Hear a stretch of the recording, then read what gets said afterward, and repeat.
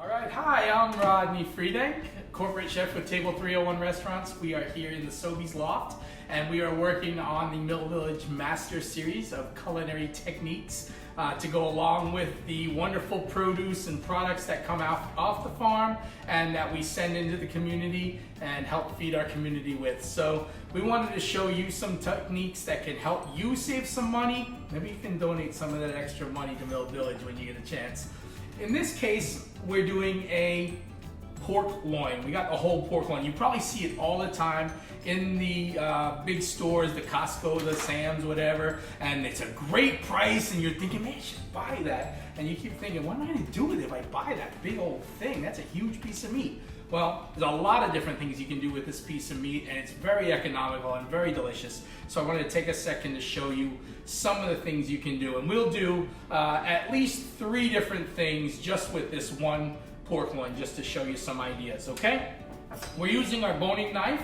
Okay, this is the knife that I mostly will use to do meats. In this case, you could use your chef knife pretty easily to do the things we're gonna do today with this, but it's very nice, I think, to work with the thin blade, flexible blade, when you're doing these kind of things. So the first thing I'm gonna do is cut some very thin cuts, and what we're gonna do with those is make a scallopini. So you're gonna notice there's 2 ends to your pork loin, okay? This end that has not a lot of fat, not a lot of separation of different muscle, and this that has all kind of different stuff going on, okay? For me, this is chops, because I want my chops to have some fat on them. I want some tenderness after I've grilled them. This, for me, is roasting or pounding out into scallopinis or whatever you want to do. You can do any of these things with the whole muscle if you want to. But if I'm thinking through what am I going to do different things with the different ones, this is how I might divide it up, okay? And I often do buy this, and I will cut them up and we'll wrap them up. We'll put the different things in the freezer. So I'll look at Sarah and say, what are we gonna have? She said, we got pork. Well, what are we gonna do? We either have those boneless pork chops that we cut, or we have this nice roast that we can do something with, or we have these ends that we can do for the scallopini. So I'm gonna start with this end here, okay? And I'm actually gonna turn it around because I'm left-handed. So I like to start cutting this way. And for this, we are gonna take off some of this fat, okay? We're not gonna take it off for everything we're doing, but we don't need that on our scallopini. So we're gonna take it off. For me though, I am gonna leave it on if I'm roasting the meat, and I may leave it on if I'm grilling the meat too, okay? So we're gonna start here. And we're basically going to just cut a thin piece there. That's off the end, and the one from the end's always gonna be a little bit weird there. There is a chain, just like on the beef tenderloin, but it's not as pronounced, and there's not as much trouble with sinew and fat, so oftentimes I just leave it alone. Just leave it right on there. So we're gonna cut right through there, cut another one, maybe another one. So when I say scallopini, we're going to actually pound these out, but you could think of them as pork chops or like a breakfast chop or something like that if you wanted to. The next thing I'm gonna do is we are going to cut a nice roast, say that much, and we are going to stuff him in just a little bit. I'll show you about that, okay? Now we're into the section that we can either do another roast if we wanted to, we could cut more scallopinis if we wanted to, any number of things we can do.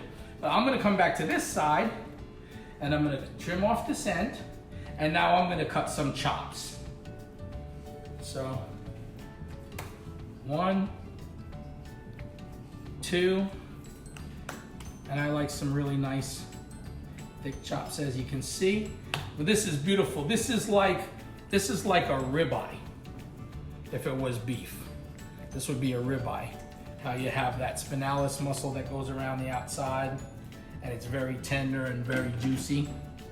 So I'm gonna cut some of those. All right, and again for chops, I'll probably leave that fat on. We can trim it off on the plate if we want to, or we can trim it off later. So I'm gonna go right down.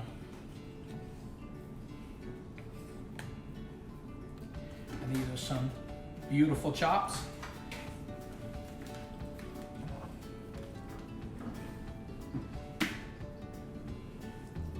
Keep on going here.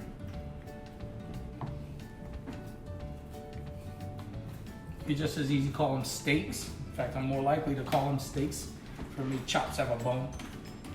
So, all right, at my house, the kids and my wife are eating these, and I'm eating these because these are the ones that have a little more fat to them. And you can probably tell looking at me, I don't mind the fat. In fact, I really like eating it. It's very delicious.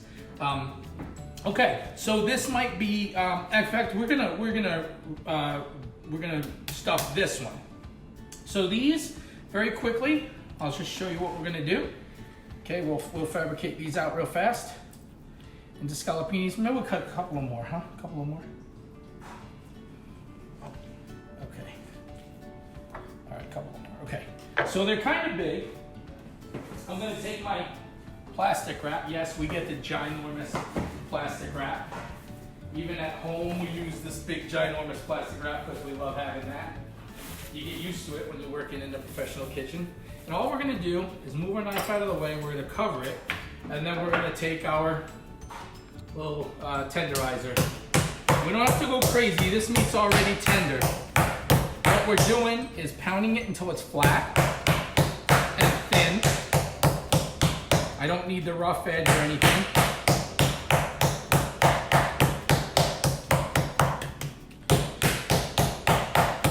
You want to be about 1/8 inch thin all the way across.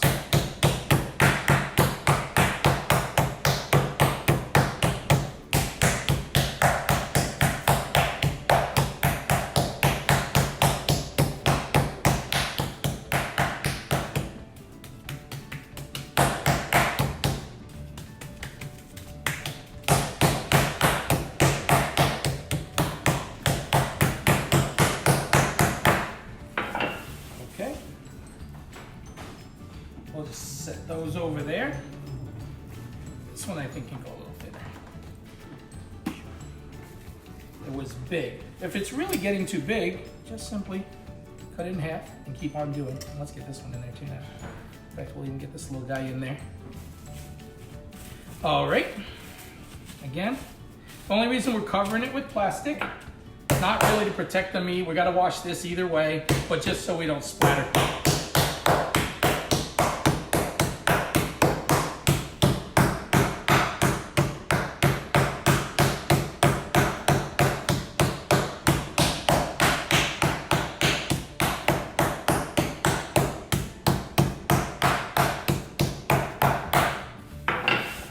Okay, now we've got scallopini.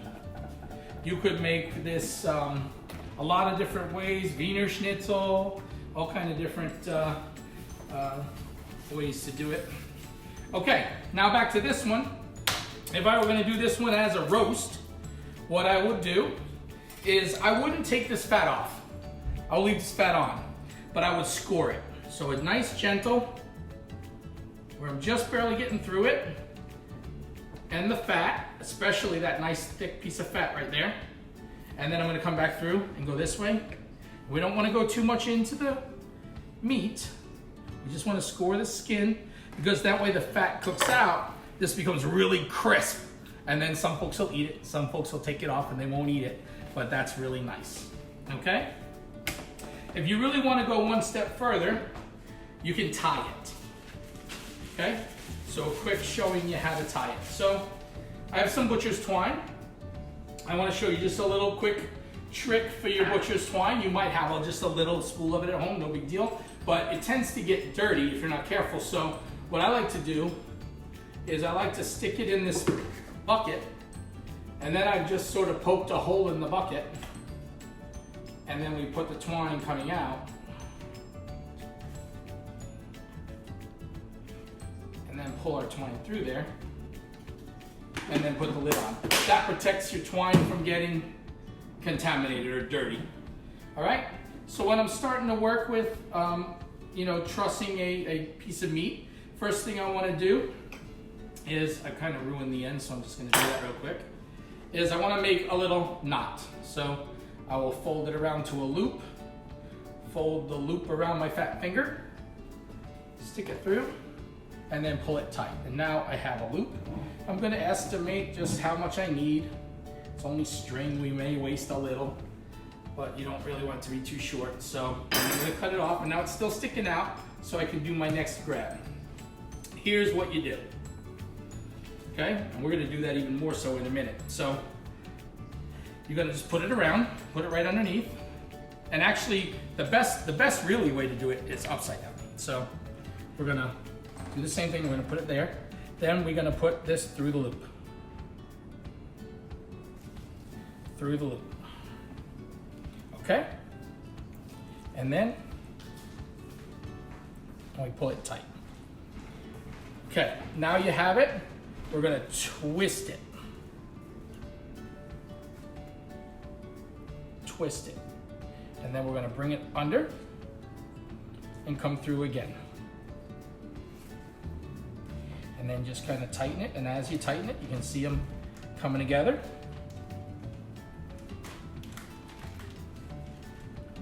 There you go. And then when you do it again, only this time I can even come from this way.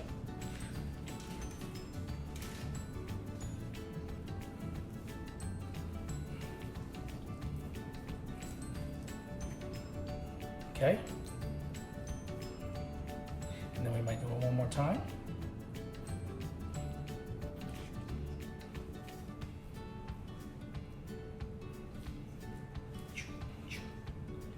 Okay.